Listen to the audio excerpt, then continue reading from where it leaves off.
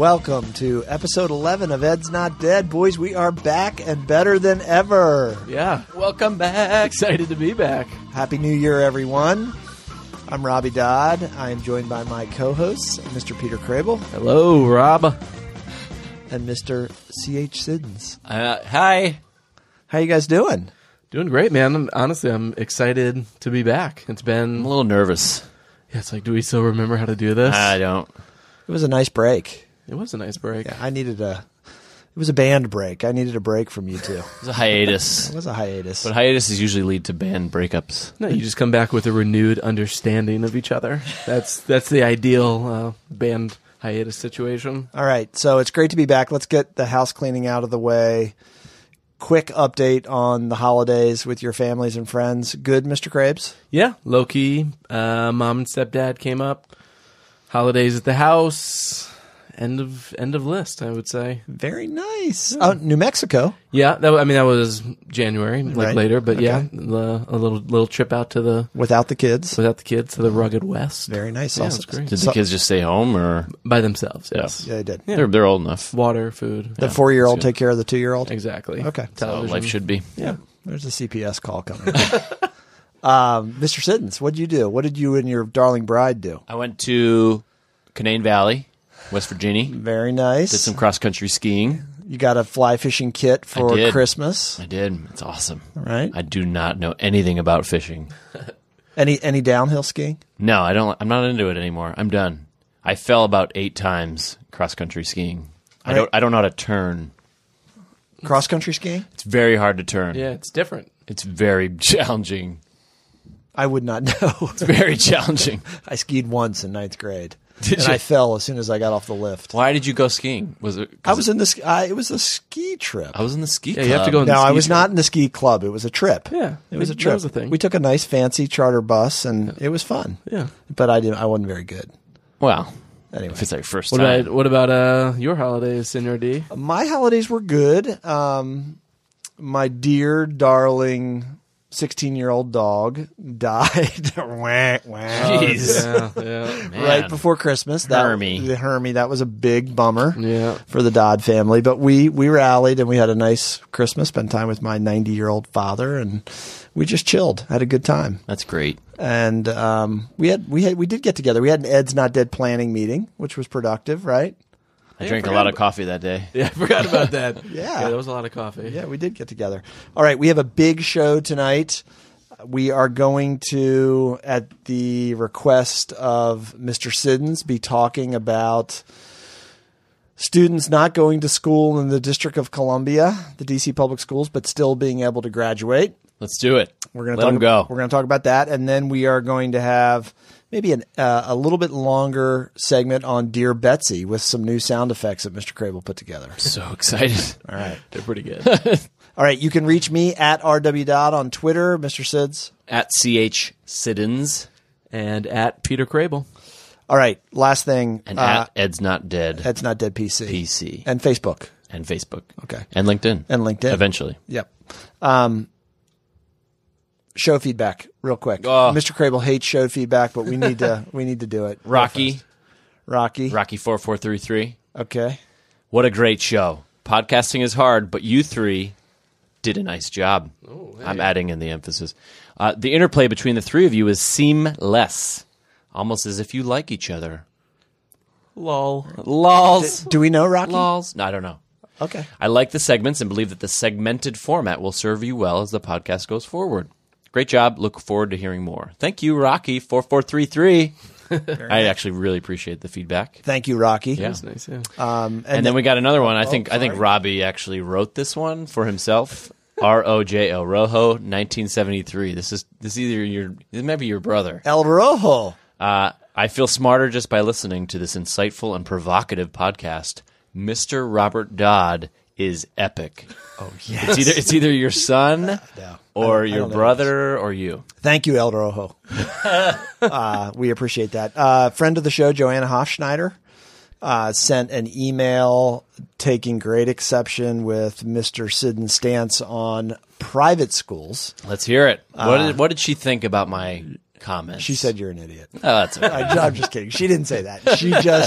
She just would love to debate us at some future point on the show and talk to you about private school. So I would love to continue talking yes, about that. Joanna's great. So maybe that'll happen.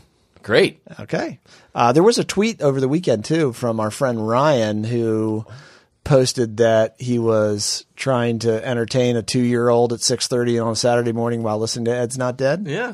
That's my buddy, Ryan. Oh, is that your buddy? Yeah. Oh, yeah. okay. He's a teacher and also the drummer in my band. Is it sad that most of our feedback comes from our friends? Yes. Okay. That's okay. That's all right. It's great content for young children. Yes. I have 2 things I would like to add. Okay, go ahead, Mr. Krabs. One, we are videotaping this show. Oh, I forgot about that. Yes, so you're being watched right now, and That's we'll put it up uncomfortable. on YouTube in in the man cave. the man cave. So right. judge away. We had to take down some pictures. They Yeah. were, right. To keep it clean. Yeah, and coming soon. I know we kind of promised this before the break, but You promised a lot before. There was a lot of promises. Not a lot more was going to happen, but That's what happens okay. before breaks. But we are, as we mentioned, going to have a blog, and the first blog post that will be up will be about curriculum. That's right. Very good. You are the curriculum expert. Yeah. Yes, And you are. the working title is "Curriculum is not the answer." It is not. All caps? Are we doing all caps? Of course. Okay, That's the only good. way to let people know you're yelling at them. That's true. You're going to upset some curriculum people with that blog post, but it's going to be thought provoking. Well, once you read it, you'll just be swayed. It'll be provocative. Yeah. Yeah. So, listeners, please stay tuned for the Ed's Not Dead website. It'll be coming out soon, and you'll get to read Mr. Crable's first blog. I'm very excited. Other announcements for the good of the order? No, I think that's it. Okay. All right. Swag. We got swag. Swag. Where's the camera, Mr. Kraber? There we go. Right over here. Yeah, the Ed's Not Dead coffee mug and the skins on our computers. The MacBook skins. Look at that. OMG. Yeah. Very nice. So Okay. nice. Yeah, so you did promise a lot. We delivered. Yeah. Someday we'll have a store where people can buy them. Yeah, you know what? Do you know what? Wouldn't that be awesome? Do you know what the kids call that? The new word, merch. Merch. We got to have some merch. That's what they all. I think it's good. it's an awful word. Merch. But It's not bad. my daughter Nora always talks about, Dad, I want some merch. Merch Yeah. tents. Yeah. Go to the merch tent. All right.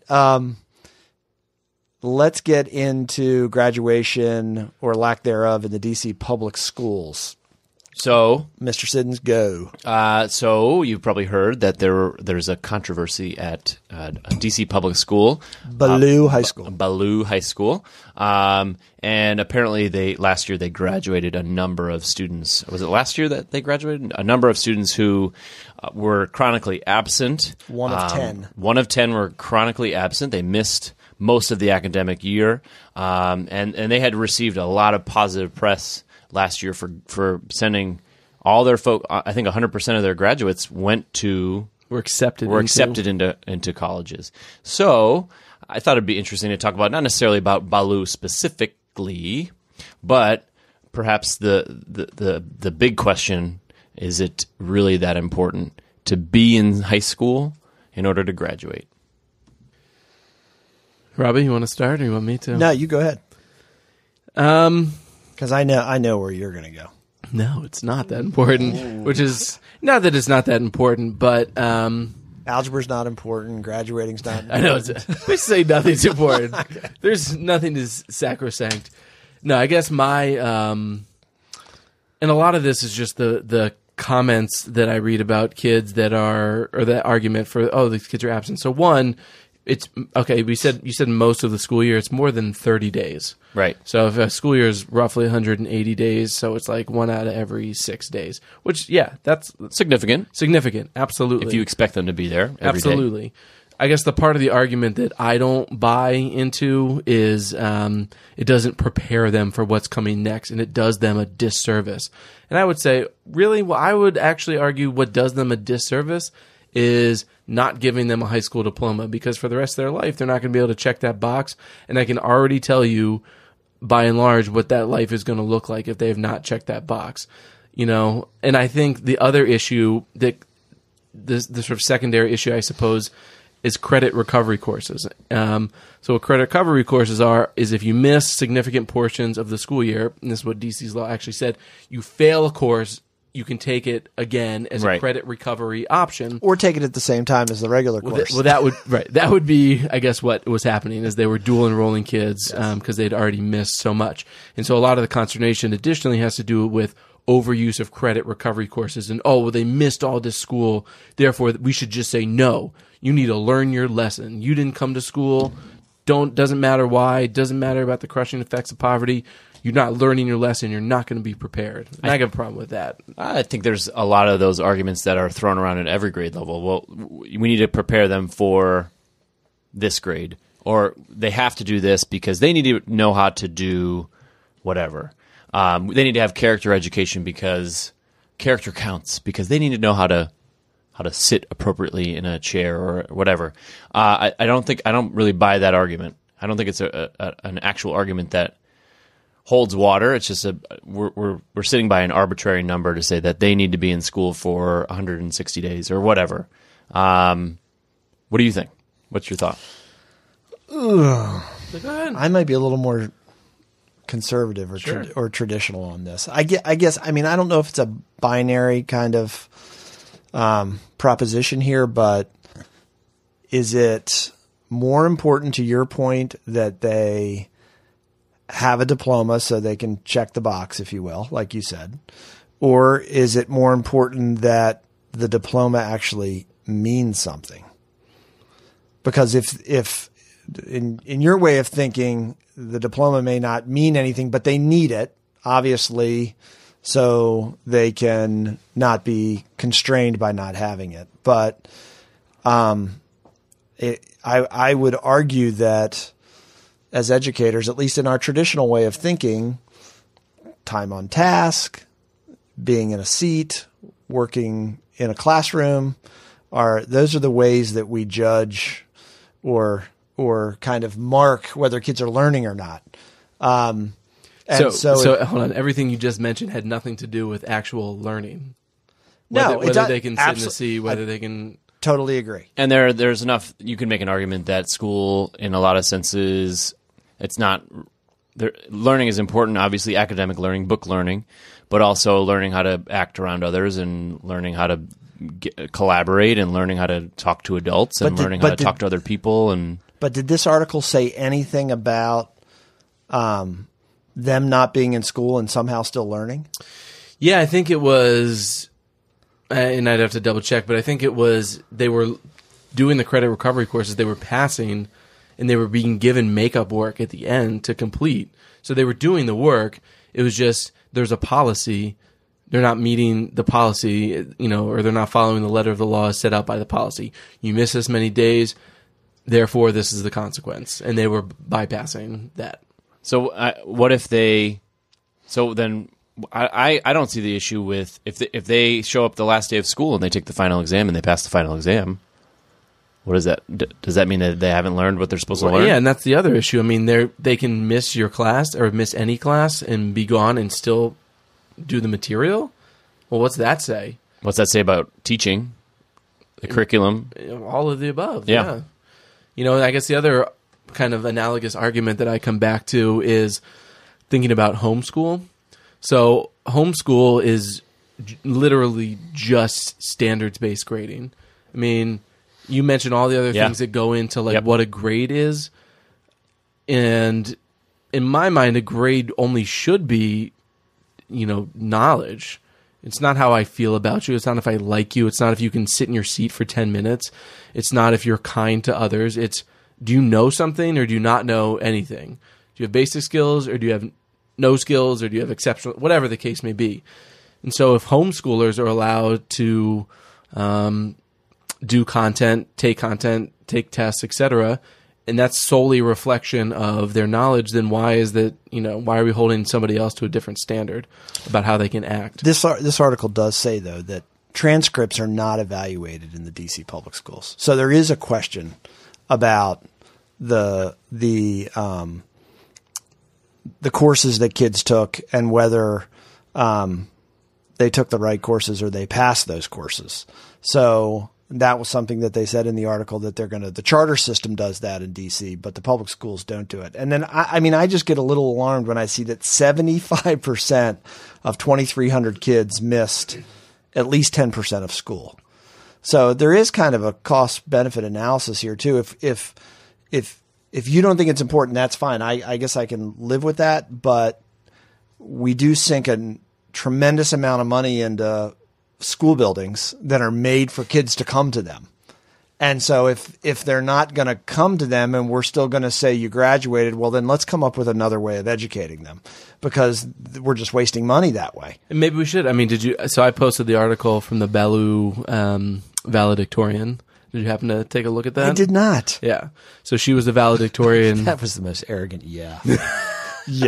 Okay. From 2017. And, I don't pretend to know why kids, missed classes or schools or whatever, but she was able to point to a number of reasons. And one was that if you missed 2 classes or more than 2 classes, you're marked absent for the entirety of the day, even if you're sitting there. Wow. And another one, she said is like the truth of the matter is that it is an area of high poverty.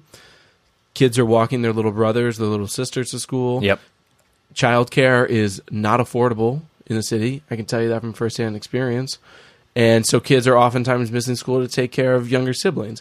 And these are not just anecdotes that I'm making up. This is somebody who was at the school and, can speak to those things. So there's any number of reasons. So to your point, Robbie, well, maybe there should be a different way in, what a high school diploma is or what it means or how you get one at Ballou in Southeast DC.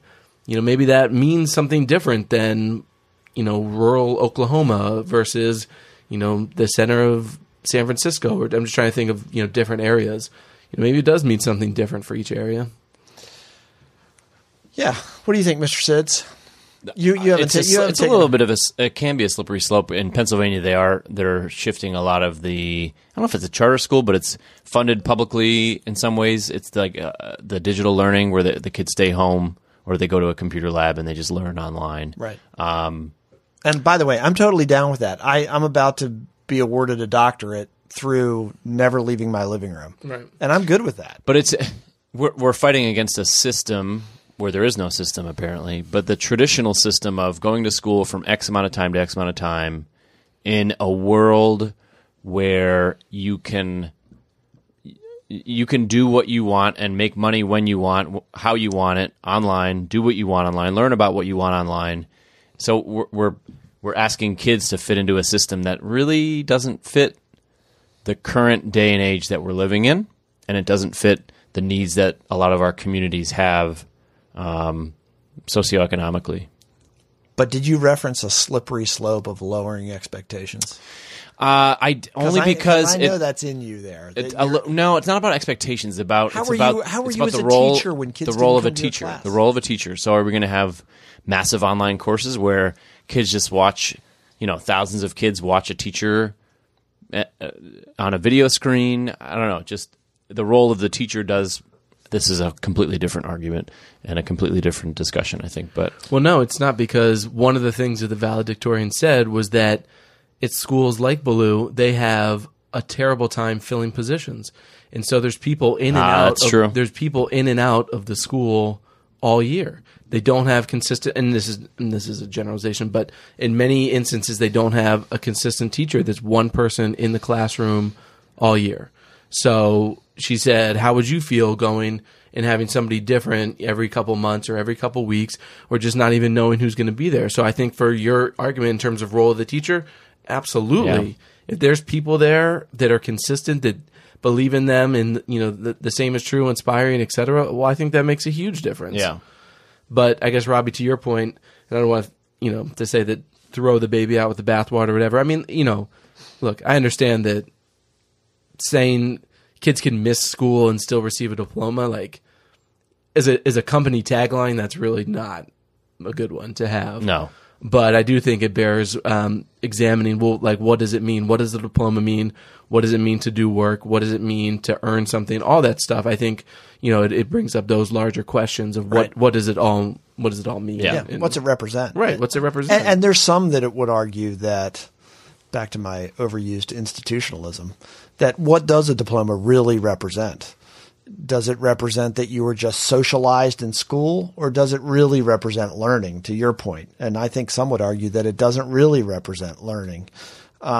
There are arbitrary numbers that kids have to hit. They have to hit a certain amount of days. They have to hit a certain amount of volunteer hours. They have to hit a certain amount of credits. Yeah, what do they call it? Carnegie units. Carnegie units. Which is a system that's been around, which is what, the modern high school is based on, is earning Carnegie units. You have to have 4 years, 4 credits of PE. Yeah. You have to have 3 credits of whatever. But there were some irregularities in the way that they're doing this. So if you are going to make exceptions, or you're going to have kind of a differentiated model based on the needs of kids, well, then say that and follow it. Don't fudge the numbers or try to mess around with it. Go backwards and justify Right. it. Yeah, they were using the 50% rule here in grading.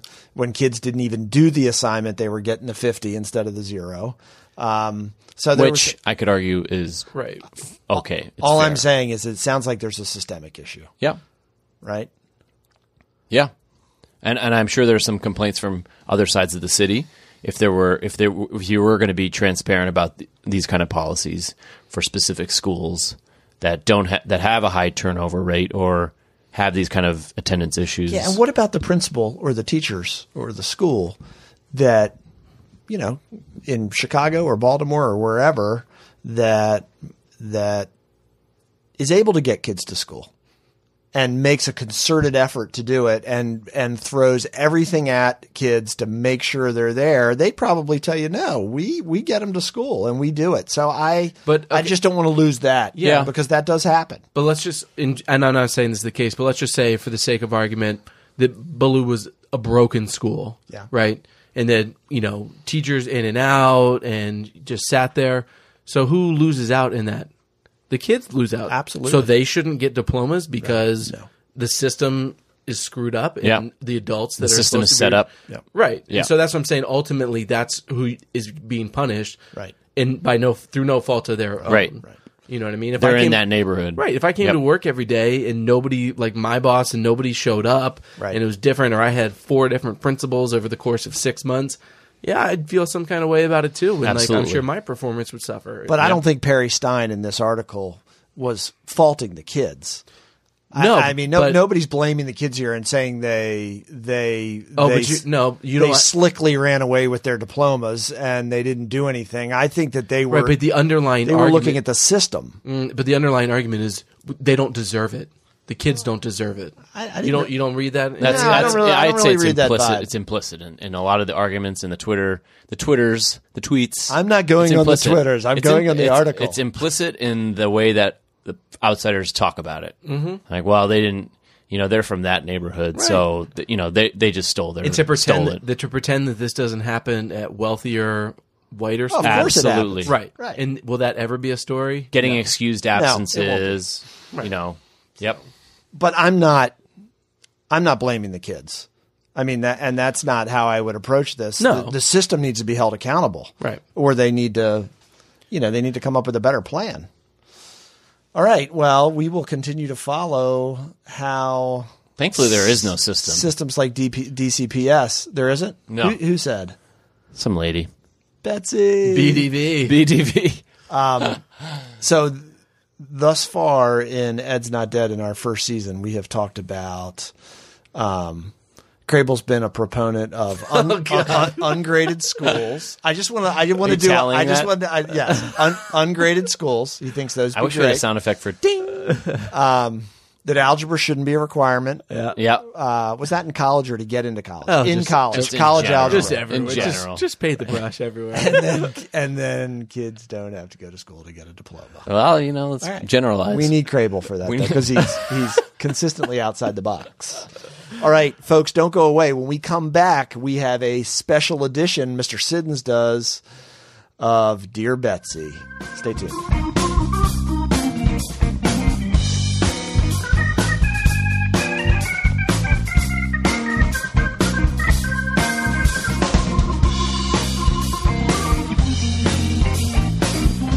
Welcome back, everybody, to episode 11 of Ed's Not Dead. I'm Robbie Dodd. I am joined by my buddies who are still here, Mr. Sids. I'm still here, messing up. And Mr. Krabs, who I just yelled at during the break. That was very heated. We're not speaking. Jeez, you're not even making eye contact. No, we're not. We're staring at you. Look, we're looking at this point of the triangle, so we don't have to look at each other. Funny. I just looked, and then I just looked away really quick. All right, it is that time of the show. Maybe our favorite. It's actually usually not this time, but go ahead. Oh yeah, we're a little earlier than usual. Okay. Dear Betsy. So I'm Betsy DeVaughn. Well, I love you. A gun in the school to protect from potential grizzlies. You get the picture. It is Dear Betsy time. Very nice work, Mr. Krabs. So good. That is a really nice piece of audio. I really wanted to have commentary over it, but I think it's important for the listeners to hear it first. Gotta let it breathe. Oh, man. That was good. We got that on our third try. Sorry. All right. Trying to do this stuff. So we're going to do a little bit of an extended version of Dear Betsy today because recently she gave a speech where she took a very global and panoramic view of the role of the Department of Education over the last, let's say, 40 years, about 50 years. And she did what I generally do is paint a broad brush. Right. The broadest. So broadest. she went back in history in discussion of federal contributions to education policy and practice in this country. So, Mr. Siddons, tell us what she said.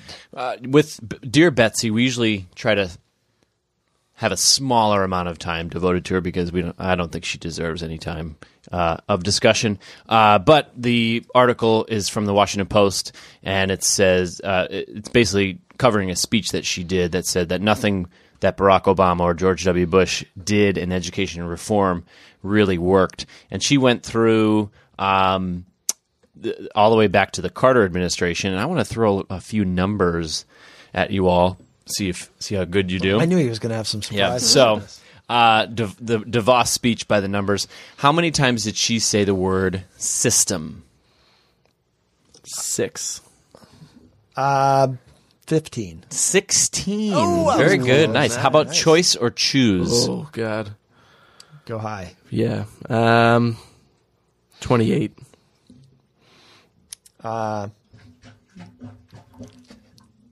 50.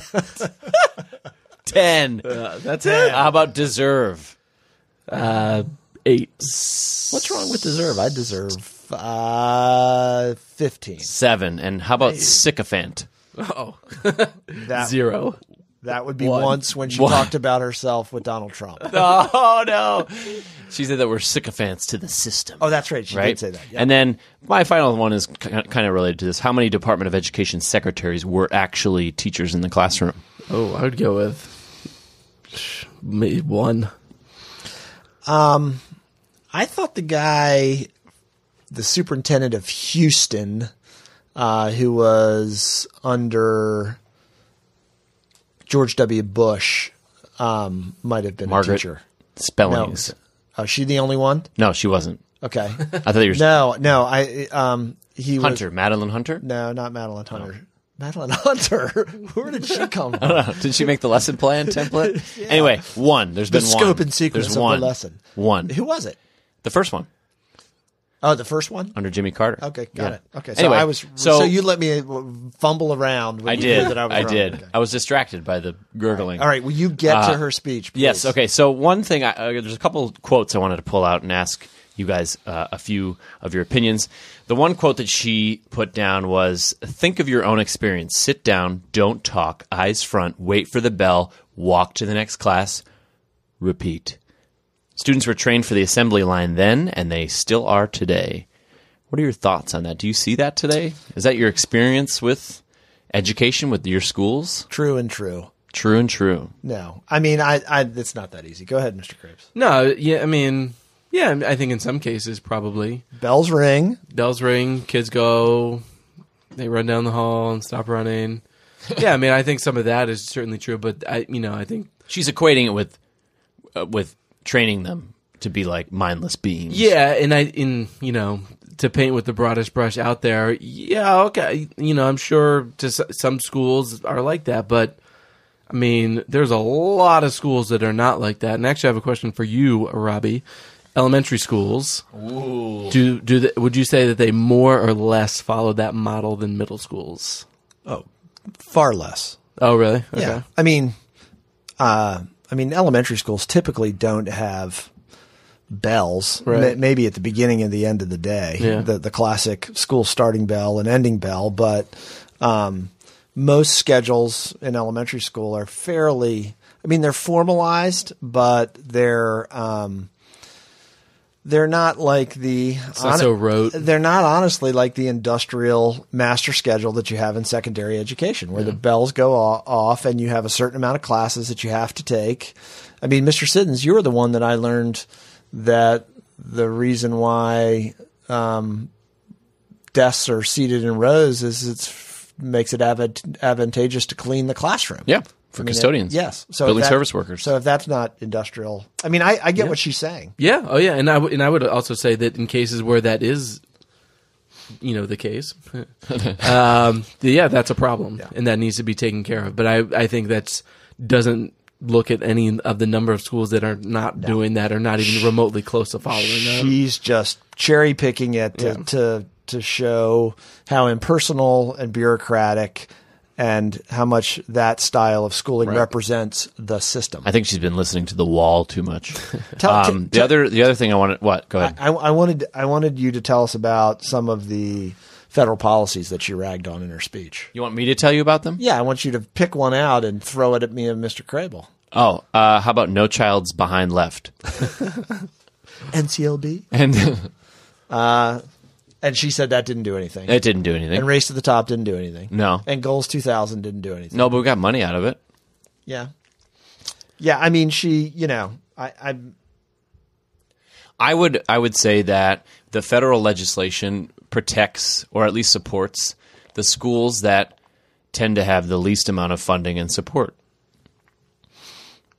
yeah. Yeah, and her quote was, "No reform efforts have done anything or changed anything." And I think by the numbers that might be to some degree borne out. Where none of those particular efforts did we see incredibly dramatic gains, and we've talked about this some in terms of No Child Left Behind as well as Race to the Top. But I think that's not to say that, again, that whether it was lower performing schools that did well, or that there wasn't some benefit. And then she goes so far as to say that no reform effort by any education secretary ever has done anything. And it's like, That's just ridiculous. She's I just don't buy keeping it. with her administration's ethos, which is she's a sycophant. which is just a lie. Right. That's a lie. And to be honest, though, I think part of it is that she just is unfamiliar with any other education laws. In her confirmation hearing, she didn't seem to understand what the Individuals with Disabilities Education Act was, and how that protects kids with disabilities, and how that's tied to federal funding. She didn't seem to have any understanding whatsoever of that. Now, yeah, she's been on the job a year, but I think, She also has no experience with public schools. Right. Nobody before us has done anything. Yeah, that's the administration, but it's just, it's a ridiculous thing to say. Yeah. The next quote I have for you. How about the federal government's role in civil rights legislation with schools? Yes, absolutely. Could be mildly important. We would basically have segregated schools still in certain parts of this country if the federal government, pre-education department, hadn't been involved, and since the education department was created in the late 70s. The Department of Education has had a large hand in civil rights issues in education that have made life better for kids. Not anymore. And Common Core's dead, according to her. Yes. Yeah. Well, Obama needs to stop telling schools what to do. Obama Corps. Or as a substitute that I used to have, you called it the Communist Corps. All right. The other quote that I wanted to talk to you all about was the AFT. She quoted AFT survey that said 60% of teachers reported having moderate to no influence over the content and skills taught in the classroom. We've talked about autonomy before and control over what is being taught, but it just seems like a dire view of the education that's going on in the classroom. I'll defer to Mr. Crable on this because he is the curriculum expert. Check out his blog on curriculum coming soon. I don't know. Did you look up to see if that survey actually exists? No, but she could just be lying. Right, and that's the only reason I say. And it could be true. So I guess for the sake of argument, instead of just dismissing it out hand, let's say it is true. Yeah. Yeah, that's a problem. If teachers are saying, I'm just a machine and I just pump this out. But then I guess my follow-up is, okay, well, where and what can you do to personalize that curriculum? Where are your opportunities? Where, you can't just make something up from scratch. I would venture to say most teachers don't want to do that because that's a lot of work. Right. But how can you customize it to your kids? And are you not doing it because somebody's telling you not to, or because you don't want to, or because you don't know how to, right, or any number of reasons? When you were a classroom teacher and you wrote the curriculum for Innovative Minds 1 and 2, yes, did anybody tell you couldn't do that? No. Did your principal tell you no. couldn't do that? And if anybody told me I couldn't do it, I would have said, I'm going to do it anyway. yeah, I'm going to bring some dry ice in. choice words. Exactly. Yeah. I mean, that's one of the lies of public education is, honestly, you've said it a lot. It's a very autonomous profession. Both teachers and principals have a tremendous amount of autonomy. Now, how much they use that margin to innovate is on them, but they have it. But there's also the excuse of being fearful of someone coming in to see what they're doing. Yeah, which it's usually they're fearful because they're watching a movie or something. Yeah, exactly. They're watching Finding Nemo, right? Finding Checking Nemo. email, watching Sports I wonder how Center, many times Finding Nemo has been shown, or in like Lion King. There's a lot of Lion King being shown. And I guess the other thing I want to go back to. So Common Core is dead, and Common Core has certainly taken its fair share of beating from the political right. And I'm not going to sit here and say the Common Core is the greatest thing ever and it's going to fix everything and it's not issues and there weren't problems with how it was written in conjunction with, specific companies or whatever the case may be. But I think the argument of Common Core is terrible and Common Core doesn't do anything. I think most people don't actually know what the Common Core is. They think it's like these lessons, these specific lessons that everybody is doing and it's the same thing. Yeah. When really all the Common Core is a set of exceedingly broad standards. Very general. Now each state takes those and they write curriculum according to it. And if you have a problem with that, well, certainly talk to your state, talk to your your local district or however. But that's a problem of implementation. I don't think if anybody was to actually read some of the Common Core standards, they're pretty innocuous and I think difficult to argue with. What I mean? No. I mean, Common Core is maybe the most wrongly politicized educational issue in our lifetimes. I mean, I would agree. Its genesis was a bipartisan interest in improving kids' knowledge to be able to contribute to a global economy, right? And how many chambers of commerce, the United States Chamber of Commerce supported Common Core. Which is quite a liberal group of people. And so as soon as it somehow jumped the shark and became associated as a progressive or liberal cause, right? It was politicized and conservatives didn't want to have anything to do with it. It became persona non grata. And honestly, part of the reason it came about too was to protect states from themselves. Yeah. Because you had extreme disparities between states and education systems. And so it was saying, well, here's some pretty decent ideas. Why don't you go with these? And I pulled this up real quick, and let me just read a couple so people know exactly what I'm talking about. Let's hear this communist curriculum. Yeah, this is ridiculous. Absurd. So the standards Stalin. of mathematical practice. So make sense of problems and persevere in solving them. Ugh. Can't believe that. It's ridiculous. It's ridiculous. Can't believe this. That's use appropriate tools strategically. So know what tools to use given a specific type of problem. What the heck does that mean? Yeah, why are you trying to tell me what tool I'm supposed to use? And look for and make use of structure. So, those are dead. Those ideas, guys, are dead. So dead. The federal government isn't going to control it anymore. You guys even though it didn't. You guys are control too it. young to remember phonics versus whole language, aren't you? Some of our older listeners out there, same kind of thing. Those that supported phonics instruction were conservative, and those that supported whole language reading instruction were liberal or progressive. You were the Bernie Sanders of the teachers. And it was just this. It was the most. I mean, the Common Core thing is maybe the most ridiculous argument, and it was a natural evolution in our thinking about public education, which a lot of very successful countries have national standards. Finland. Right. North Korea. North Korea definitely has a national standard. That's a slap. Sorry. I don't know why I said that. That is hysterical. Okay, on that note. I have one more for two parents in the room that I wanted to get your opinion on. The quote was, "Parents are too often powerless in deciding what's best for their child." My question to you both as parents is, to what extent should parents have a role in what is specifically taught in the classroom? Go ahead. I mean, I'm not going to walk around with a surgical resident and tell him what he should be learning. Because in Florida, you can now petition to get things removed from the curriculum. I mean, I don't think I think parents should have a lot of involvement in supporting schools and supporting teachers and working collaboratively with schools to get the community engaged. I certainly think on an individual basis, parents should be able to influence teachers and principals. In what way? What did you, as a principal, what did you feel was most influential for you when parents? I think anything is fair game. I mean, I think if a parent has an issue with something in the curriculum, I mean, or let's switch it around. If a parent has an issue with something that's not in the curriculum, for example, right. our curriculum that has largely reflected the white dominant culture in this country. Right. I'm sure there are some African American parents or parents of color out there that would like to have more say in our curriculum. So, I mean, I think it's that trying to find that balance of working together.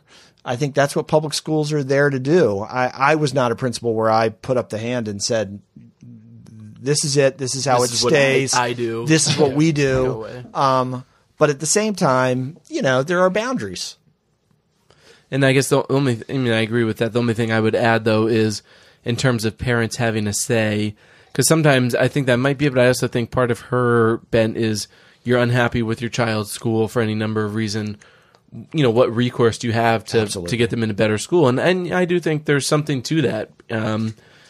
People of means have the option of... We're a little biased here. Yeah. Whether it's private school or, know how to work the system or any number of ways to kind of improve your kid's lot if they're having issues for one reason or another. And not everybody has those resources available. Not everybody knows about that. So, I do think there's something to, kids that are struggling in schools, and just be like, well, you just got to stick it out and just deal with it. And there are times where parents run up, like let's take the special ed process, for example, IEP process. There are times where parents of kids with special needs run up against the bureaucracy and the labyrinth of procedures and appeal processes. Yeah, the rights that they have, understanding the rights that they have, that it can be overwhelming for a parent and they don't feel like they do have much say. So, I mean, I get what she's saying. And maybe public schools are too monolithic in a way where the systems are too closed and parents don't have as much say as they should. But I'm not sure that would be any different in a charter school or a private school. And if you're a kid and you misbehave in a private school, you get kicked out. You don't have any say as a parent. You're gone. Right? You're gone. They can choose who they educate. And her answer to everything is just remove all regulation, just take away all structures, all framework, and then it will all work itself out because, kind of like the market ideology, I guess, where it's just, oh no, the market will correct itself and it's a bad school, nobody will go there. And it's like, nah, it doesn't work that way. Right. So she's not actually proposing anything. And that's kind of, I guess, where my issue is there's no actual proposal to evaluate. Right. It's let's get rid of everything. Unfettered choice. No, that has already been proven widely not to work. All right, Mr. Siddons, nice segment. I thought it was good. It was good. Very good. Should we have the Dear Betsy intro as the outro? Yeah, let's do it. You again? gotta play it one more time. Absolutely. All right. Absolutely. Dear Betsy. So I'm Betsy DeVaughn. Well, I love you. A gun in the school to protect from potential grizzlies. All right, that was okay. That was some, Jump the gun a little bit there. Is that the hot takes music? I don't think I need to be in control of the music anymore. He's having a hard time. Sorry. When are we going to get a producer? They just hit the buttons for us, you know? All right. Well, we'll just use that as our hot takes intro. It is hot takes time, Mr. Krabs. Hot takes.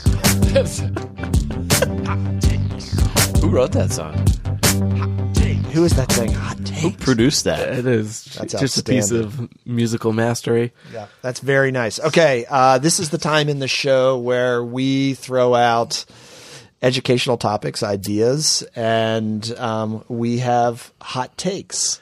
So yeah, they're quick. So we're not going to debate them. I'm just going to take No research. No research whatsoever. I'm going to take an extreme position, and you can either support or deny it. All right, let's do it. All right. So Number one. hot take one. What do you want to add? I thought hot takes we could each have our own on the topic. We Oh, have you to disagree with yours. Oh no. You can Okay. do- All right. Okay, but you go first. Go Okay. ahead. All right. So my hot take is we should do away with all awards in school. So no honor roll, no most improved, no, man of the year award, just no awards whatsoever in school because they leave too many kids out. Absolutely, get rid of it. 100%. Don't need it? No, it's awful. Oh, okay. I think it's actually damaging to children. All right. Yeah, especially those that don't get honor roll. I'm totally with you. We're all Oh, absolutely. Oh, okay. So it's probably one of the if public education is guilty of anything, I would say awards are something that it's a scarlet letter of public education. I will say I'm surprised that you're saying that.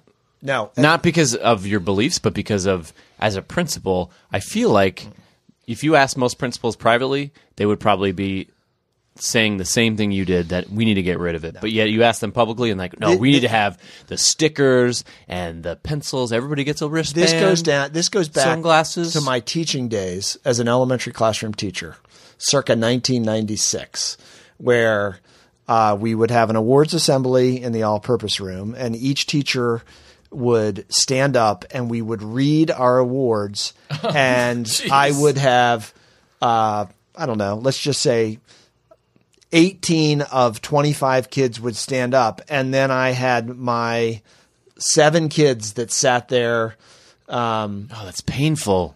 while they're it happened all the time. And we did it. Yeah. And I was complicit in it, Yeah. and it was the way we did it, and I could see on the walk back to class, they looked like somebody had hit them over the head with a hammer. No. So we've done that stuff. Now it got a little bit better where you just give awards where okay, I'm done with that. All right, next hot take. Go, Mr. Alfie Craig. Cohn. Read Alfie Cohn. Risk Okay. of rewards. I like Alfie Cohn. So Okay. good. Anyway. All right, I'm going to read the second one. Ready? ready. Teachers, I'm not going to have a hot take on it, though. Teachers in an evaluation year every single year. Mr. Sids, go. No. It's too much paperwork. Okay. It doesn't actually prove growth or promote growth in teachers. And make them better? No. Okay. Mr. Krabs, Oh, that's a tough one. evaluate them out every year. Get them fired. My God. You have to take a position now. Jeez. No, I was is just- that I was- that is not That was in the not. statement. I want to You clarify added for that. the audience. That was not my take. It was That like, you added that. I'll go with yes. Yeah, it's a lukewarm yes. this is not a hot take. All right. Yeah, do it. Do them every year. Do 'em every Evaluate year. them every year. Oh God. Wasn't that a requirement of race to DC. the top? DC Oh, does that's it, right. yeah. Yeah, Race to yeah. the top. You had, and that's why certain superintendents would not adopt it because they didn't want to compromise their systems. Okay, next Well, one. now it's just gonna be watered down. Doesn't make it as important. Also, yeah. Okay. It's possible. Okay, that was one of our weaker hot takes. Okay, next one. Not as weak as education in the news from 2 episodes ago, which was, last episode. It was so bad. Third one. Should we track kids into career paths? We should track kids into career paths at age 12. So let me just preface this. So I came up with this one because I just read Harry Potter. Like I read Oh, yeah. I read all of the books. So they have to like decide on their career paths, in year 4 or 5 or something like Germany. that. Very European. Very European. The kindergarten. Yeah, and kindergarten Germany does it. And the Brits. Yeah. But I just wonder, going back to our previous discussion, and I know there's inequalities, having seen some of it in Germany and who gets tracked into what schools. But if we were to do that, going back to our earlier discussion about, schools and meeting the needs of kids and all that sort of stuff, I do wonder if that could be part of the solution as well. No. No. No. No. No, that's... Read John Hanushak, Relationship Between GDP and Social Stratification in Schools. Okay. So And you'll have your answer. I don't think Doesn't I'm gonna work. read that. What? I don't think No, it's I'm pretty gonna read- fascinating. Yeah. Basically, it says that countries that engage in that kind of tracking, that kind of let's separate the wheat from the chaff or whatever it's called. I knew I shouldn't have gone with that one. I have no idea how Separated from the carrot and the stick. that those countries don't produce as much. Okay. Okay. Problem solved. All right. I got one last one. Let me Okay, read this let's Last do one. it. one. Go ahead. All right.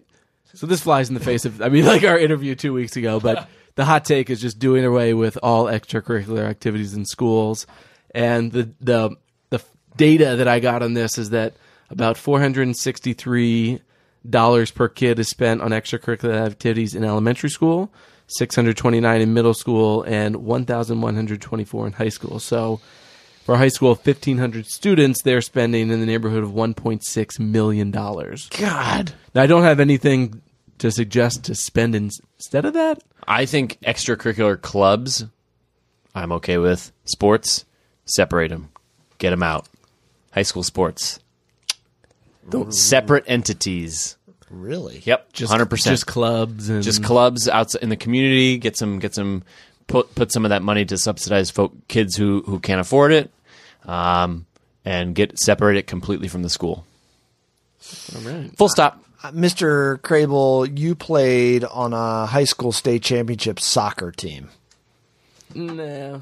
Okay, that was a lie then. Like 5 years like ago. middle school, it was like it was a club. It was not a high school. It wasn't a school sponsored one. Okay. Well, he totally just Sorry.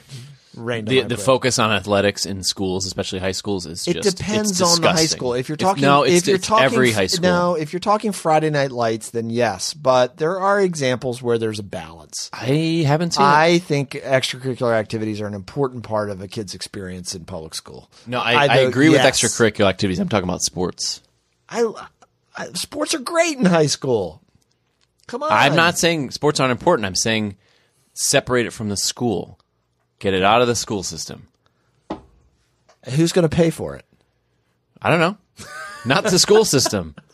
How many teachers go in just to coach so they can coach? I'm gonna go teach so I can coach. Not a fan of that. Okay, Not a fan of that. That's fine, but we could have stricter rules about teaching and coaching. Oh, yeah, like what? I had some really good teachers that were coaches when I was a principal. Okay, Yeah. great. Okay. And let me say my numbers there. It's difficult to find. I tried to find some data on how much I spent on extracurricular activities. It's a little challenging to find. So mine was just from like a Time article, which Interesting. I'd like to know more about that. Actually, yeah. I can't believe Siddons is so anti-sports. It's awful. All right. He doesn't know anything about sports either. That's part of the issue. part of the issue. That was a good match, guys. That was a really good match. That was good. It's really good. All Get your right. feet on the turf. Nice takes. Nice timing. That was good. Hot takes. That's a 4-4. Takes. All right. Well, this has been a wonderful episode, if I do say so myself. Wouldn't you agree, fellas? I would, yes. I think we eased back into it. I think we do a good job with or without interviews. Yeah, it would have been nice to have a guest on in this show. Yeah. we need to get a guest on in the future We got some good ones lined up. because Mr. Crable talked a bunch of smack before the break about all kinds of great guests we were going to have. We're going to have some great guests. Obama, I claimed Obama he couldn't make That's it. true. That's true. All right, so we will be getting our website up soon once again, and you can find Ed's Not Dead on Facebook. You can follow me at RW Dodd on Twitter, at Mr. Siddons, CH Siddons, and at Peter Crable. And of course, our most important Twitter handle is at Ed's Not Dead PC, right? All right. Anything else on social media that our listeners should be aware of, Mr. Sids? Don't get on Twitter too much because it will bring you down. Okay. All right. But you should follow us. All right. What's going on this weekend? Anything? Anything exciting? No. Nope. All right, Mr. Siddons. Oh, my mom's coming into town. Oh, nice. Yep. Okay. She doesn't listen to the show. Neither does anybody in my family. All right. But Okay. it's okay. I'm not bitter. How about you? Band, gig, anything? I got some band practice. Okay. Yeah. All right. Watching some foosball probably on Sunday. We got some football. Well. By the time this airs, we will have a Super Bowl matchup. Right? Oh, Yeah. that's great. It's going to be a great match with footballs. Okay. Let's end the show with Super Bowl predictions. Who's going to be in it? Mr. Krabs. Patriots, Eagles. Okay. Mr. Siddons. Vikings and the Packers. Okay. And I'm going to go with the Jags and the Vikes. Oh, All right. very nice. All right. Well, thanks again, everyone, for tuning in to Ed's Not Dead. Please spread the word about the show. Send us your feedback on Twitter or on Facebook. We will read your feedback on the air. Once again, thanks for listening. Boys, say goodbye. Adios. Arrivederci. Thanks. We'll catch you next time.